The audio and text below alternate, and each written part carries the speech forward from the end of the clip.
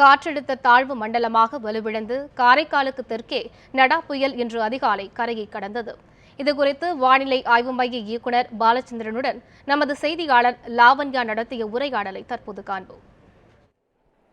நடா புயலானது வலுவிழந்து காற்றழுத்த தாழ்வு மண்டலமாக கரையை கடந்திருக்கிறது. தற்பொழுது நம்மிடையே சென்னை வானிலை ஆய்வு மையத்தின் இயக்குநர் பாலச்சந்திரன் இருக்கிறார். அவரிடம் கேட்போம். சார் வணக்கம். நடா புயலானது தற்பொழுது கரையை கடந்திருக்கிறது. இப்போ இந்த புயலினுடைய இந்த காற்றழுத்த தாழ்வு மண்டலமாக இருக்கக்கூடிய இதன் நிலை எந்த அளவில் இருக்குது, இதன் காரணமாக எந்த அளவிற்கு மழை தமிழகத்தில் பெய்யக்கூடும் சார்?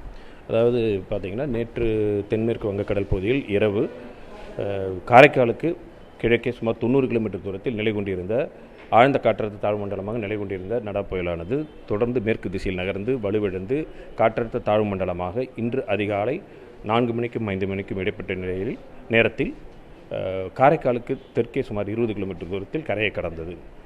இது தொடர்ந்து தற்பொழுது காற்றழுத்த தாழ்வு மண்டலமாக நாகப்பட்டினத்திற்கு மேற்கே 15 கிலோமீட்டர் தூரத்தில் நிலை கொண்டுள்ளது.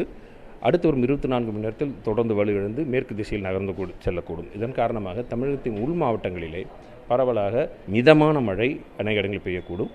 ஒரு சில இடங்களில் கனமழை இருக்கக்கூடும். குறிப்பாக இந்த புயலின் காரணமாக மீனவர்களுக்கு பல மாதிரியான எச்சரிக்கைகளை வானிலை ஆய்வு மையம் கொடுத்திருந்தது. ஸோ மீனவர்களுக்கு என்ன மாதிரியான நடைமுறைகளை அவர்கள் பின்பற்ற வேண்டும்? அது மட்டும் இல்லாமல் சென்னை போன்ற நகர்ப்பகுதிகளில் மழையினுடைய தாக்கம் எந்த அளவுக்கு இருக்கும்?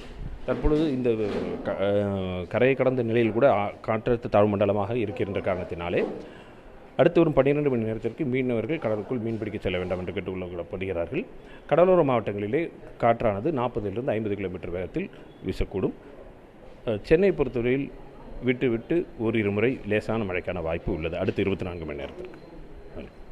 இவர் குறிப்பிட்டது போல நடா புயல் காற்றழுத்த தாழ்வு மண்டலமாக மாறி கரையை கடந்திருந்தாலும் உள் மாவட்டங்களில் இதன் காரணமாக அநேக இடங்களில் மழை பெய்யும் என்று குறிப்பிட்டிருந்தார்.